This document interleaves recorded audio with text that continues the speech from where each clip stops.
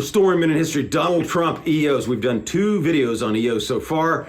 One on the why on the borders. You can watch that one, and one on another one covering some good ones in a deep way. But we want to go through a lot, and Art wanted this done. We got a request for this to go through a bunch of the EOS. So today we're going to go a little faster with them so we can get through more on this third EO video. Donald Trump is working hard for you to increase your standard of living and your purchasing power through these energy. We're going to go through the energy EOS. But first, take a look at the victory night when he was speaking in this clip of Donald Trump and how he wants to work so hard for you and get going right away. Boom, go. Somebody said yesterday, sir, don't sign so many in one day. Let's do it over a period of weeks. I said, like hell, we're going to do it over weeks. We're going to sign them at the beginning.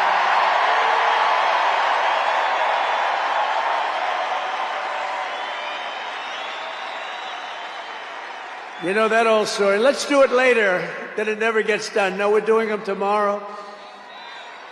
And we'll have plenty to sign in the future. Don't worry about it. It's not going to stop. So you notice he's saying, no, we're going day one, right? So in the first day, he wasted no time. This is by Jim Hoft, January 21st. 1, a look at promises made and promises kept. Gateway Pundit. Now, on his day, this guy says he signed 42 executive orders. That's bold. That's working for you. That's getting business done, man. He's going. He said he'd do it. He's did. We have a saying in the groups and Restoring Minute History, do what you say. And Donald Trump is doing what he says. This guy calls it promises made, promises kept, and we're going to go through them. 42 executive orders, memoranda, and proclamations. We defined that earlier for you in another video, in the first EO video. He also implemented 115 personal actions. Remember, this guy was up dancing till midnight with a sword, too. Did you see that one with the sword he was dancing? That was a fantastic one. It's a pretty great clip and pretty fun. Yeah, but this is after the night of him dancing with this sword with Melania and everybody at the ball, and here he goes. 200 executive actions and spent 60 minutes in a press Q&A session. And if you saw that, he's like answering questions he's signing. He's got that big pile. Let's look at this. Let's put it, unleash an American energy. And why is that important for you, right? First world country, we should have cheap energy. You should have cheap energy. And what does that help you with? If trucks have to drive, you're gonna have cheaper energy at the table, right? The kitchen table. If trucks are cheaper and they're paying lower gas prices, diesel prices to get there, you're gonna have lower goods. So energy is one of the major keys to having a great and high standard of living. And as Americans, we want that. You know, Donald Trump stands for you, not like most of the other politicians who are the uniparty establishment, who are just, we don't know, you know, their actions show an open border and everything else that they're not working for you. And their money to Ukraine and the way they give foreign aid. So we're not going to get into foreign aid, but let's go on this promise made. President Trump to declare a national energy emergency to expedite domestic production on day one. He gets stuff going. Remember that guy telling him? No, he wanted to go. Promise kept. Today, President Trump signed an executive order declaring a national energy emergency. This was on the other day, of course. Unlocking America's full energy potential. Promise made. President Trump vowed to rescind every one of Joe Biden's industry-killing pro-China and anti-American energy regulations. We'll go to a clip here of Trump.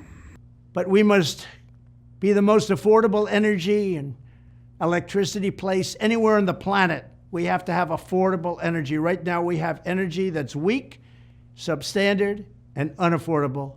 And he kept it. How many presidents keep and do what they say, Jack Marino? How many do it? You know? And he's so brilliant. President Trump signed an executive order directing all federal agencies to suspend, revise, or rescind all federal policies and restrict American energy production. By the way, just so you know, we want power returned to the states, but here's where we're at today. Promise made.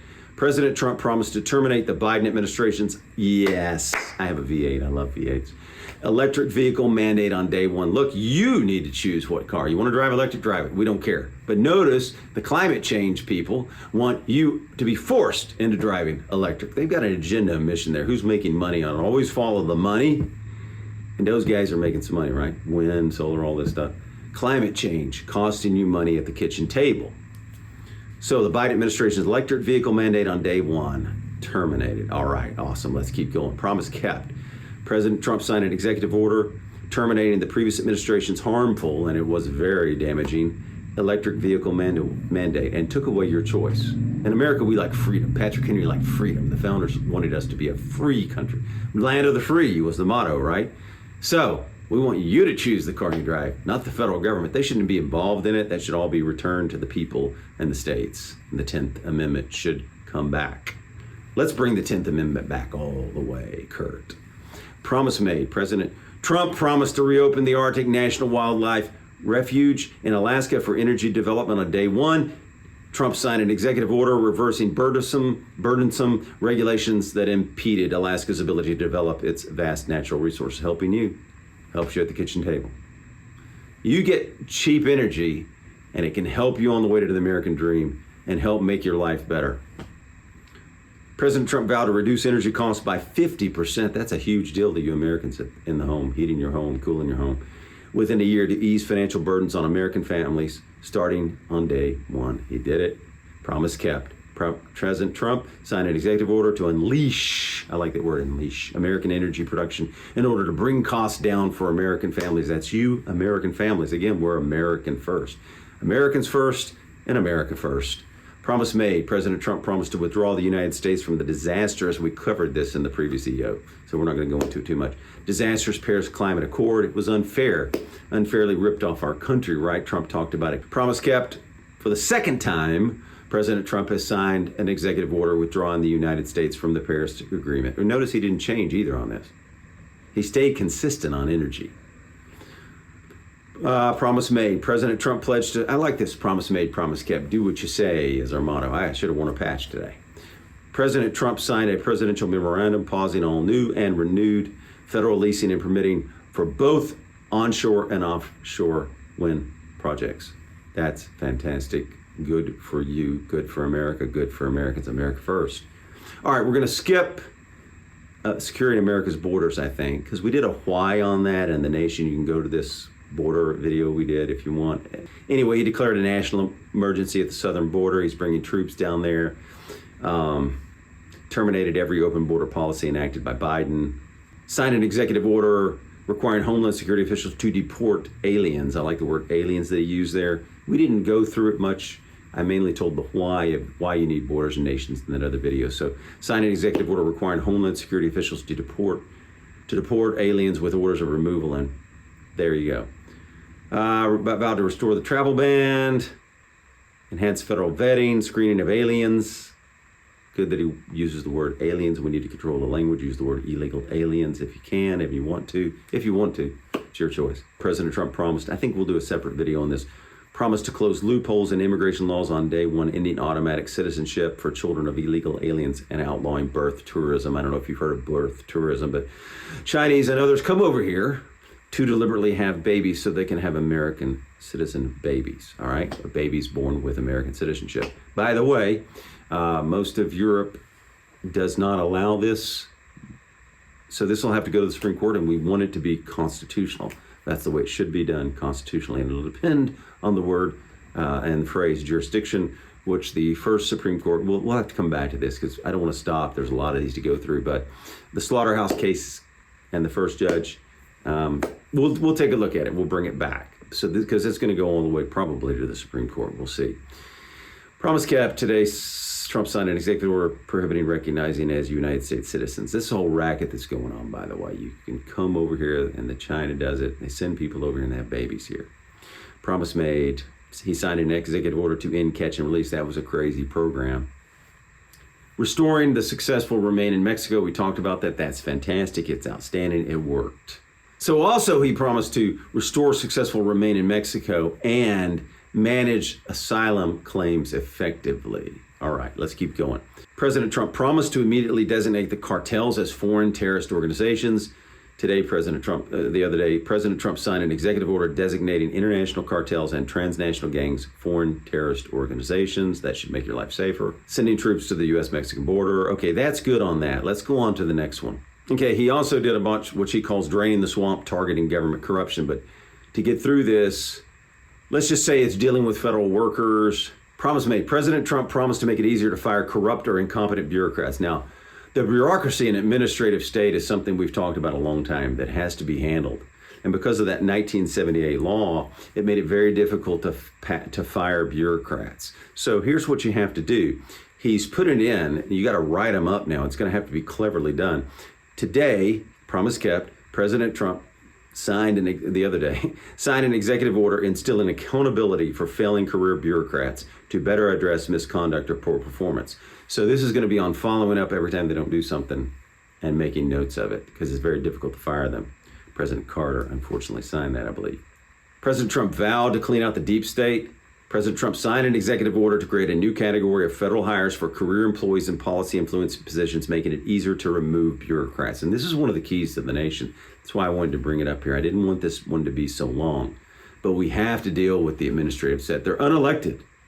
They're not elected by you, and they're difficult to get rid of, and they stay there for decades and decades and get these big pensions. And anyway, it's a disaster.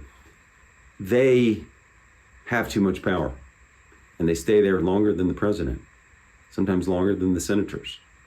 Term limits are not the answer. You got to deal with the administrative state and the power. The power. Federal government has too much power, and bureaucrats have too much power. So this is good. You need to be able to remove them. The executive branch, if they're going to have that, they're going to have all this, should be able to remove them all when he wants to. You, the people, elected the president. He should be able to eliminate all executive positions if they're in the administrative agencies and they work under the executive, right? That's just common sense. President Trump promised to start his second term by putting America first again. And that's what we wanted, right? Americans first. You know, this was so controversial, the left attacked it so much. Tell me, what's wrong with saying America and Americans first from your politicians? It's the way it should be, right? If you're elected to serve the people of America and uphold the Constitution, you should be concerned and loving Americans in America. It's where, as a leader, you got to love your people. Love America and love Americans. Promise kept. President Trump signed a policy directive declaring that the United States foreign policy must always put the interest of America and its citizens first. Again, common sense. A lot of this is common sense. We should have been doing it all along. But by their actions, and you've seen the actions of both Republicans and Democrats in office, wanting to go to wars and everything else, and spend your money overseas and print money to go overseas to Ukraine and all the foreign aid and everything, they have not done that for you. Trump is fixing it. Now, listen, you want these put into law by Congress so we don't ever do it again. President Trump promised to stop the reckless foreign aid spending, emphasizing the need to prioritize America's interest. Trump signed an executive order to realign U.S. foreign aid to match American values. Again, who do we want in charge? The states and the people and our government, not some foreign government or international agencies. We want to be loyal to America and Americans and put Americans and America first. Promise made. Trump promised once again to put America first when it comes to trade. President Trump signed a presidential memorandum reviving his America First trade agenda. Promise made. President Trump promised to change the name of the Gulf of Mexico to the Gulf of America. So look at the man's energy and who's he working for? You, Americans, America first. He's putting you first. You have lower energy, you can buy more goods. You have lower energy, you have a better day at the kitchen table and you have more food for your kids.